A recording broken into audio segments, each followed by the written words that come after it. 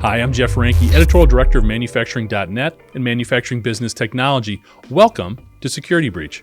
While the growth of ransomware, phishing schemes, and other nefarious cyber activities are obviously not positive developments for the industrial sector, the resulting exposure and fallout from high-profile events like Colonial Pipeline, JBS, and most recently Dole Foods have mandated a need for more data on attack surfaces, hacker tactics, and the bad actors themselves.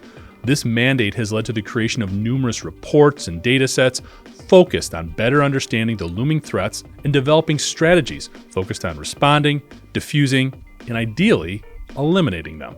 And while I'd be remiss not to mention recent data from outlets like Tenable, Dragos, and Varonis, IBM Security's most recent Threat Intelligence Index is what we'll be taking a closer look at today.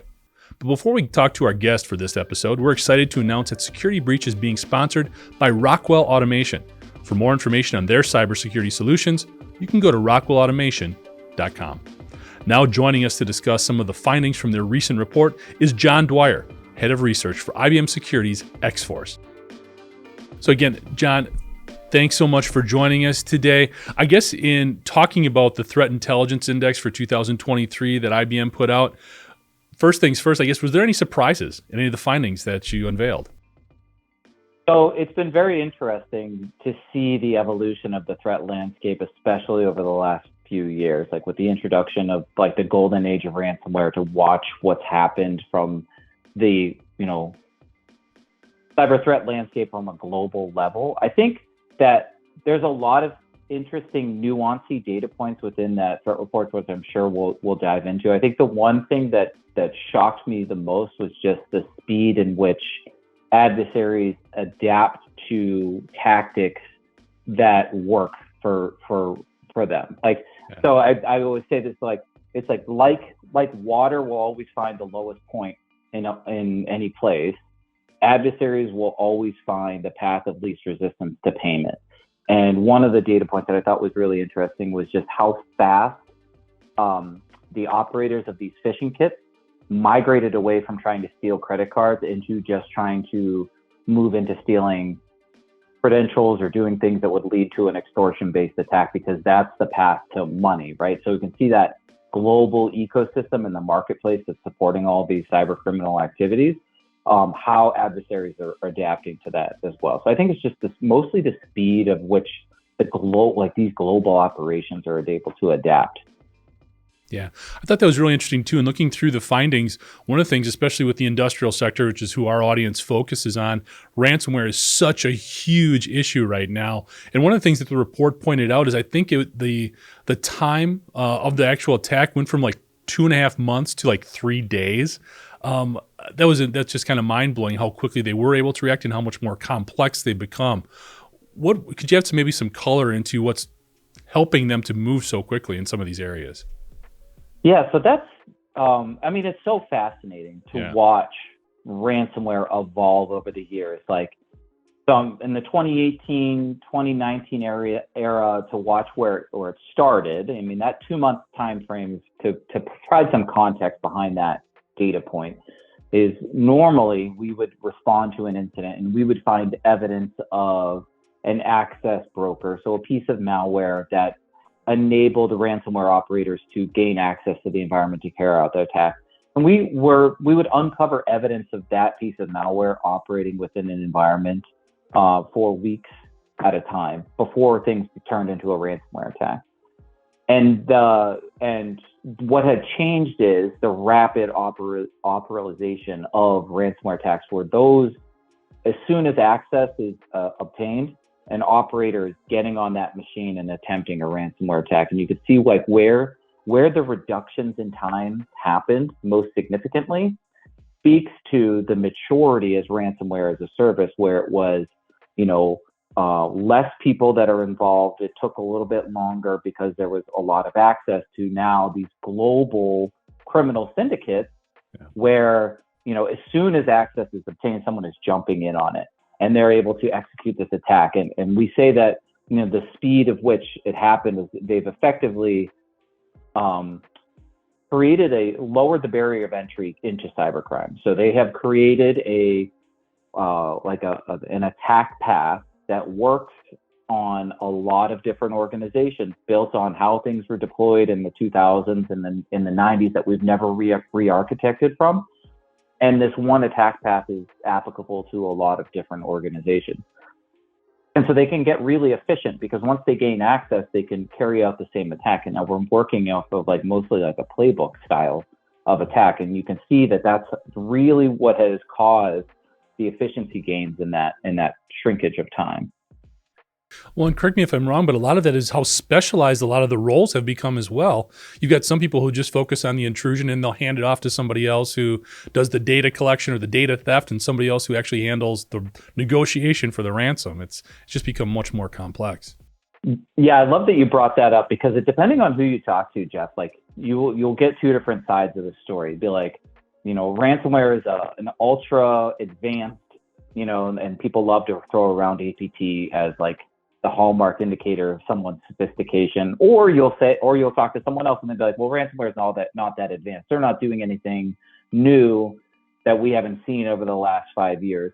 And both of those things are true, but I don't think that speaks to how sophisticated the actual global ecosystem that is keeping all of this afloat. Now that, to your point, like how this business of ransomware has spawned other areas of business that are keeping all of this afloat, where you can specialize in getting access or harvesting credentials or doing negotiations or, working on crypto exchanges to broker money.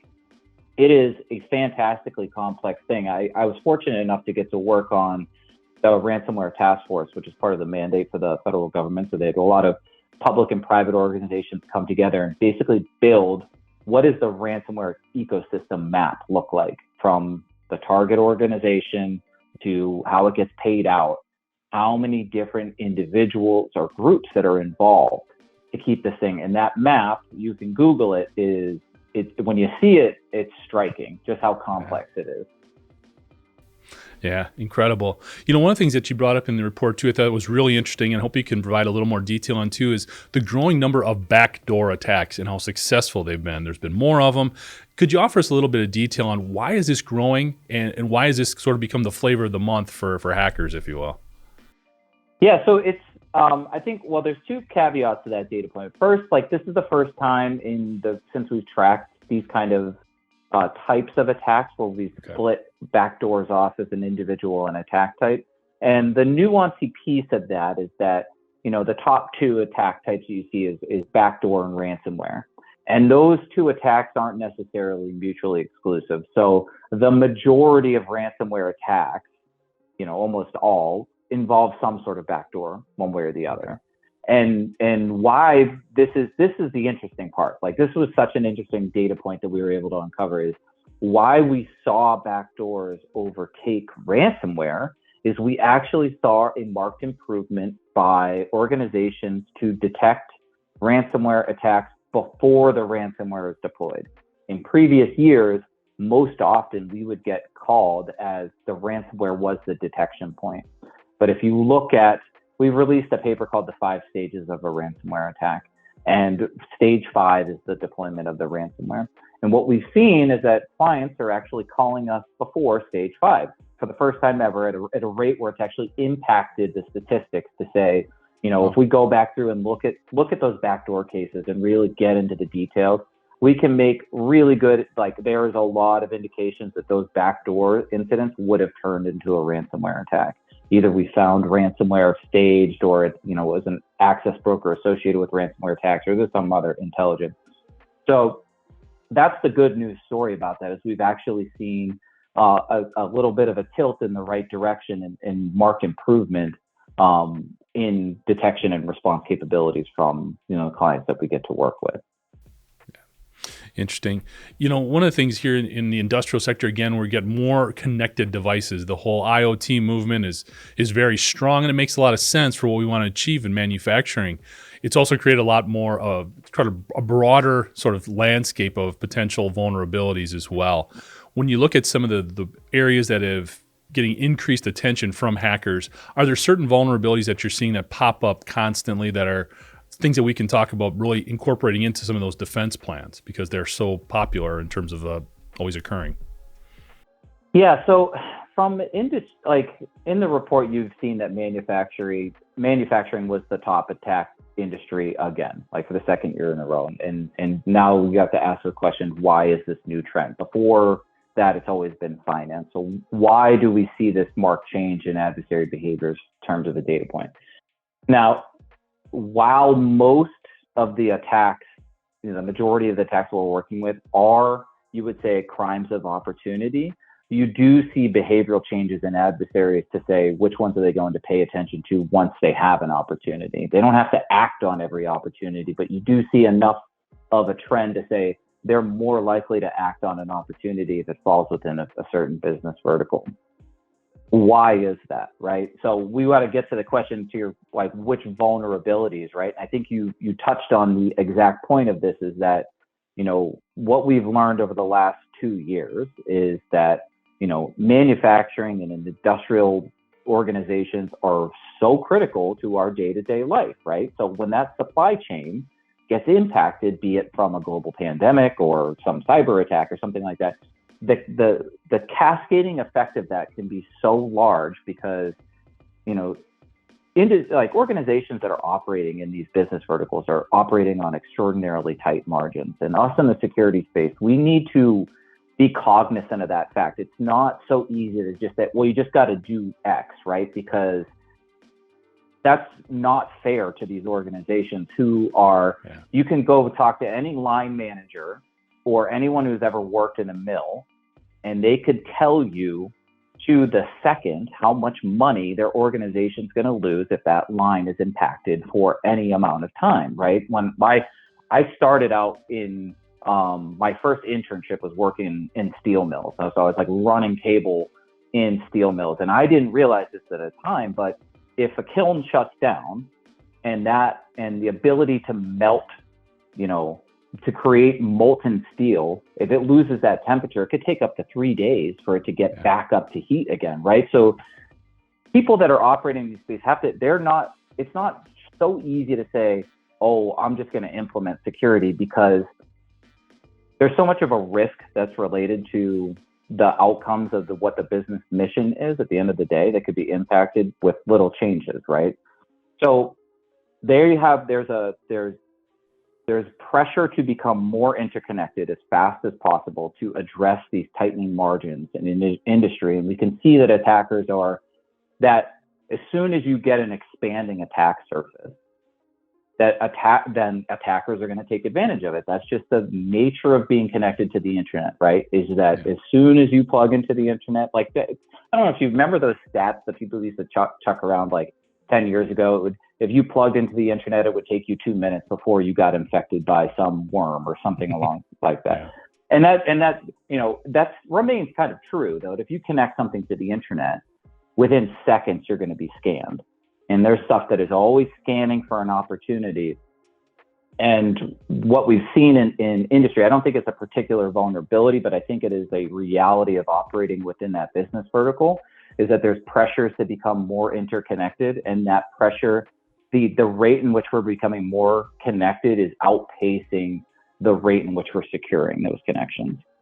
And we need to figure out how to close that gap that's going to address the pressures or address in a realistic way that's going to take into account how these businesses have to operate. No, it makes a lot of sense. And that kind of leads into the other question too, is as more companies are becoming more aware and more cognizant of all the issues that cybersecurity presents, are you seeing certain things that are just being left out of some of these plans, overlooked? I understand some of it is a new landscape in terms of with all these digital transformation strategies, but it just seems like there's still a lot of stuff that is being overlooked. Have you seen specific examples of those that we can maybe pass along? Well, yeah, I think there's,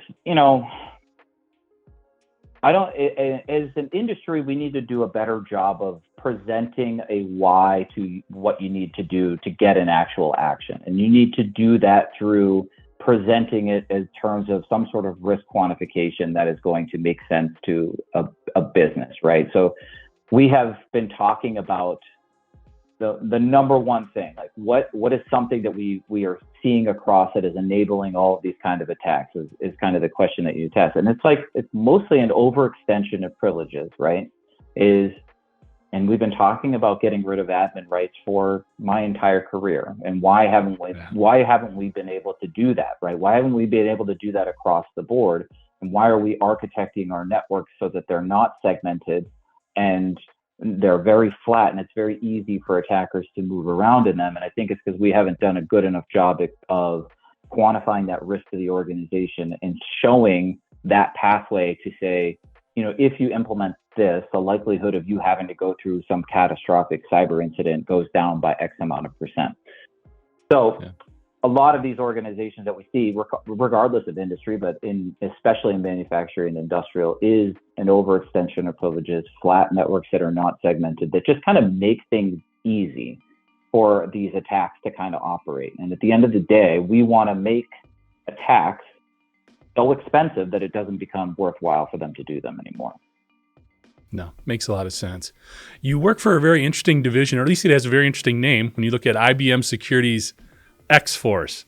Maybe you can talk to us a little bit about what you guys do and the type of support you're offering the industrial cybersecurity community. Yeah, love to. So we are the sharpest point on the tip of the spear of IBM Security. So we are in the field working with our clients to respond if they have an incident. So we offer consulting services around incident response, threat intelligence, and then offensive security. So we are breaking into organizations with their permission, of course, either physically or through digital means, and replicating adversary behaviors to do kind of gap analysis. We provide threat intelligence resources where we're tracking adversaries across the globe, like the report that just came out, that we're taking all of this kind of data that we have. Because it's IBM, we have a global reach, and we can feel really confident about what's happening in the real world because we are truly a global practice. And then there's the incident response practice, which is that emergency line. Now, one of the pivots, I would say, like the in our strategic plans going forward, is that the stakes have become kind of too high for organizations to consider their response provider only when they're having an emergency, right? And so in my mind, X-Force it's our responsibility to our clients to do whatever we can do so they never have to call us, right? Yeah. So we should be leaning into proactive, and so we have a lot of proactive services that are saying, in the event that you have an incident, we're going to try to teach you how to detect and respond, contain, and remediate that, so that incident doesn't become a crisis. And if you do have an incident, we want to make sure that you are trained properly, just like we would train our internal folks, so that you guys can remediate as quickly as possible. And we're only coming in as that strategic advisor. Obviously, if you have an emergency, we'll be boots on the ground and run that for you.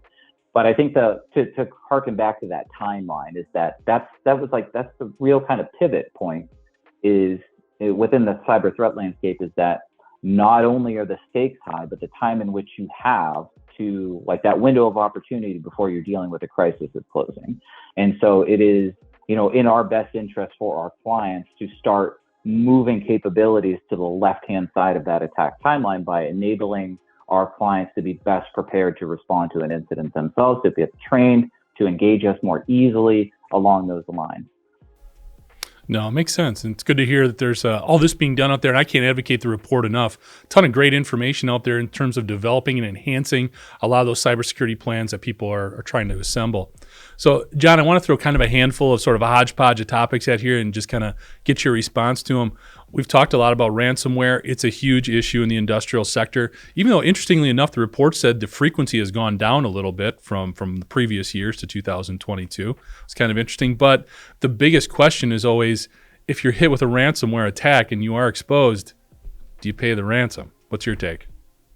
Well, our official statement is that we would never recommend anyone pay, right? Because all you're doing is feeding this beast you're incentivizing another attack. Now, with that said, I think it does need to be an individual kind of decision of whether or not you pay. The beauty of the ransomware attack, I mean, this is just me speaking here, but what they've kind of done is design an attack that is applicable to every organization under the sun. And they're able to apply pressures in different areas depending on the target of the attack. So that there's like a spectrum of of extortion. So like if you are a small company and like your local dentist office, and you get hit by ransomware, and I'm sure you've heard the term double extortion, right? Where they steal data as well as encrypt your, okay. Now, no one really cares if they steal your data, like steal my dental records and post them on the internet. I'm probably not going to even care, and I won't find out. No one's looking for, Bob's Dental on the name and shame website. Sure. But the ransomware piece is very hard. For a local dentist office, if they can't book appointments, if they can't do anything, can't do billing, that's a significant impact to their business, right? And if they don't have proper backups, who knows what's going to happen? So the ransomware piece of that is very, very, that applies a lot of pressure to pay. And, while I would never recommend anyone paying, I could understand is if you were deciding between, if I don't get this data back, then I can't operate as a business. Like I need to have those records because I will get sued if I don't have their dental records or whatever. Yeah. So I could understand that. If you go to a big corporation, right? So the biggest corporations on the sun, like the actual encrypting of devices, while that's like a really bad time, typically bigger enterprises have the IT capability to basically redeploy every system that like 50,000 systems in a weekend. It's an IT problem. Most of the biggest organizations on the planet have that capability. Now, it's not easy and it would cost a lot of money, but they could recover from that, especially if they have proper enterprise backups. But the application of pressure there is from the data extortion, right? So that's when you get the being able to apply the different levers of pressure depending on who the target is, because as we've seen, it's the data theft and the public facing kind of saying like you've been hacked and we have your data, we're going to post your data, because then you're going to impact your public perception. Who knows if there's going to be litigation or kind of fines due to mandates to come down from different government agencies to know that, hey, you lost private information or that private information disappeared. That means you paid and you violated this law that says we're not paying ransomware people anymore. There's a lot of pressure that is applied from the exfiltration and posting of data that is stolen. I mean, if you look at the Lapsus group, like they kind of set the watermark for extortion only attacks. So they went after and they basically were ransomware operators who didn't deploy ransomware. They just stole data and posted it. So they would able to, that makes their job easier, but they know where the application of pressure is depending on the target. So their likelihood of getting a payment didn't get impacted by them not actually deploying ransomware. So I don't know. It's such an individual. I would never recommend anyone pay, but I do feel for those organizations. I've been on the other end of those phone calls when people have called in and they've just been lost. Like, what am I going to do? Like, my organization is my business is going to fold if I don't get this data back. So I think it needs to be an individual kind of decision making, and it has to be based on the risk of what's going to happen long term. Yeah. Well, in the industrial sector, a lot of times it's less about the data and more about if they're shutting down equipment, if they're not able to do what they need to do on a daily basis, that's where the pressure comes in that instance. Because like you said, it is individual in terms of what they might be dealing with. Going along the industrial. Sorry. I was just going to say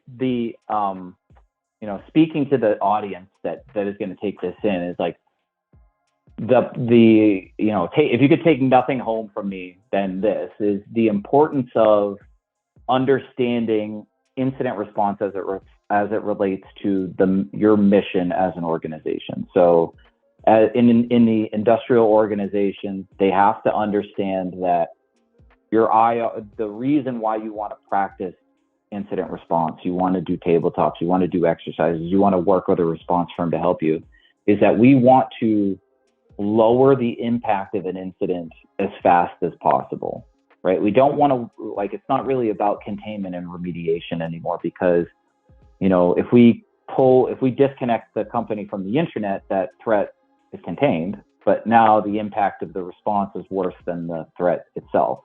And so we need to really think about how we identify what our mission critical applications are. So what do we need to do to be a minimal viable company, and how do we develop response plans so that we can reduce that impact as fast as possible as it relates to our mission?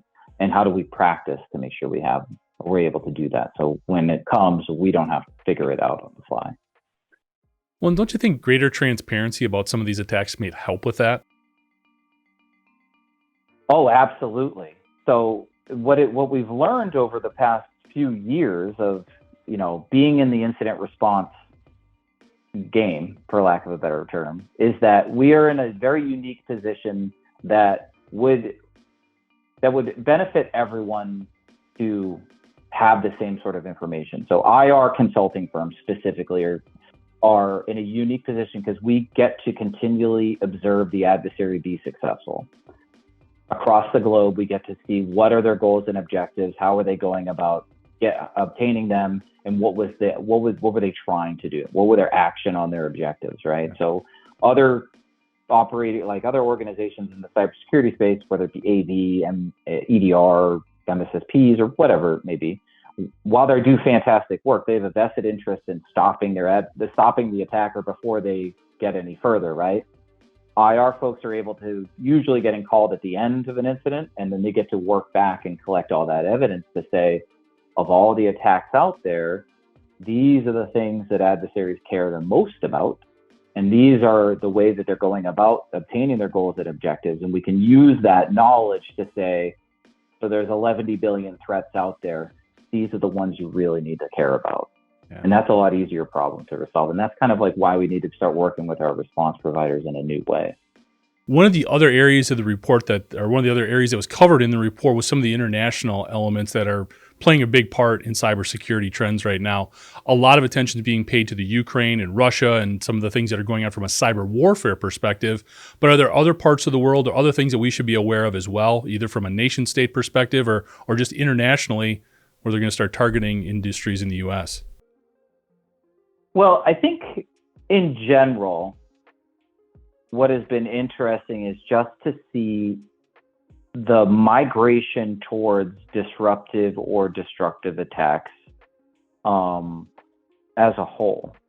Be it that it be conducted as part of a government agency or part of a cyber criminal. There's definitely lines that are out there, but overall, you can see that the threat landscape is moving towards disruptive, and it's gotten to the point where it almost doesn't matter, like with the attribution point, where it's like, does it really matter if we knew who was trying to do this rather than knowing what they're trying to do and how to recover from it? One of the interesting aspects that we released in 2022 was, and this speaks to kind of just the global connection between cyber attacks and how they may be kind of associated with government activities, is that we, after the invasion of Ukraine, and I forget the name of the blog post that we put out about that. I can have Michelle send it over to you if you want to include it in the show notes. But right after the invasion, for the first time ever, the TrickBot malware was infecting Ukrainian systems. So previously, that malware, if it detected that it was on a Ukrainian system or Ukrainian language was detected, it wouldn't infect it. It would just abort. And then after the invasion, that changed. So that was a really interesting kind of behavioral change to say, wow, what a coincidence, right? And I think the part of which, whether it's associated with government activities or not, or part of cybercrime, but I think like the real kind of honest truth that we all need to accept is that, that cyberkinetic line is being blurred more and more. And we need to be aware of that, especially with your audience, especially with folks that are operating in the industrial manufacturing, is that even if it's not the preferred, even if it's not the designed outcome, right? Even if it's not what's meant to happen, a cyber attack on the right industrial organization can cause real world problems. And that's the new reality of our situation, given the migration towards disruptive or destructive attacks. Is even if they're not trying to, I don't know, pick something out of the sky, like knock all traffic lights out in New York City or something like that. Even if that's not the goal, the right attack could do that. right? Potentially. Yeah. And we have to deal with that because that's how the attacks are designed. They're designed to take systems offline, right? That's what people are trending towards, because even if that's like just some cyber criminal game, they want to get money and then they end up taking out something in the real world. So I think that it may matter less about who's doing it and more a matter of like what is actually happening and what we should be being prepared for. Yeah. It's interesting how these entities are evolving in terms of their targeting and what they're going after. A couple of months ago, we had somebody on the show who was talking about a group called GhostSec. And they were kind of interesting because they started out as sort of a hacktivist type of organization where they were really targeting, they were very politically focused, going after governments who were doing bad things. But then they started to morph their tactics to actually go after industrial control systems in like wastewater facilities. Things like that were having a much broader social impact. Have you seen this proliferate in other areas where some of these groups maybe started out in one area, but now they're expanding their reach a little bit and creating, like you just said, a lot more chaos? Yeah, I think that could be said for every threat actor group on the planet right now. I think that the lessons of the pandemic were very interesting. I mean, we saw what happens whenever a lot of people buy toilet paper at one time, right? And that had a cascading effect where it became really hard to find toilet paper for 6-8 months, right? And that had nothing to do with any sort of cyber attack. But I think that adversaries out there are keenly aware of the impacts that could happen in certain business verticals. And you can see that there's more interest being paid to certain areas, right? Like there's more, like the one thing that came out in the report was USB-based malware. There's round robin that we got to observe, and there was a huge spike in manufacturing and industrial organizations, and it wasn't observed anywhere else. But there was, so it's like the adversary understood that a lot of these organizations operating in that business vertical, they rely on USB stuff, and people are just plugging things, even if they're air gapped, right? Because that was the big thing, is like whenever we first started talking about the OT to IT to the ICS line, the big kind of like, well, all that stuff is quote unquote air gapped. And what we've learned is that those air gaps aren't exactly as airtight as we thought they were. And a good example of that is USB-based malware. When we find that things are getting plugged in, and we saw that manifest itself last year, and it's like this big spike in a certain type of malware in a certain type of industry was highly effective, and it was proliferated through USBs. So the adversaries understand how these businesses operate as well, and you can see them expand and change their tactics to accommodate the right sort of targets. Yeah, it's just scary because as they expand, sometimes I don't think they realize how much broader their attack is actually reaching and how many more people it's impacting. I think it even goes off target in a lot of instances. They think they're attacking a municipality. They're really attacking the people who rely on that municipality's services to live their daily life. So it's very frightening in that perspective.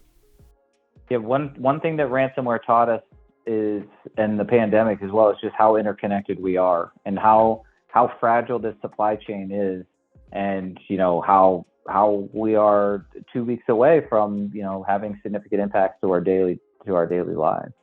Absolutely. Phishing attacks are another big thing you covered in the report, huge in the industrial sector. One of the areas in the report that I found really interesting is there's an increase in the use of attachments with the phishing malware as opposed to links. Is that just because we become a little bit better educated on don't click on funny looking links, but we're still prone to open attachments? Is it that simple? Or is there some other sort of mechanical advantage to using an attachment? Yeah, so it's probably a combination of a lot of different things. We've seen like when like Microsoft, they went out and they disabled macros by default, right? And we saw that the adversaries pivoted into doing link files to ISOs to deliver malware through attachments that way, right? So they were no longer relying on macros and Excel documents, and then we're going to go to the ISO link kind of pathway. And in the same way, we've seen that they have, the operators of these phishing groups are keeping metrics. They understand, and they understand where they're getting their most success, right?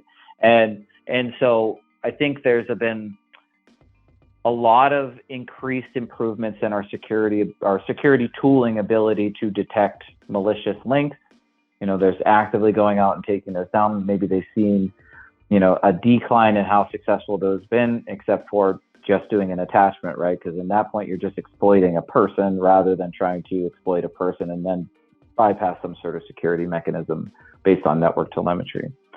So I don't know if there's one reason as to why that shift would have happened, other than the key takeaway from that is that adversaries are paying attention to success rates, and they will rapidly adapt to countermeasures that the industry takes.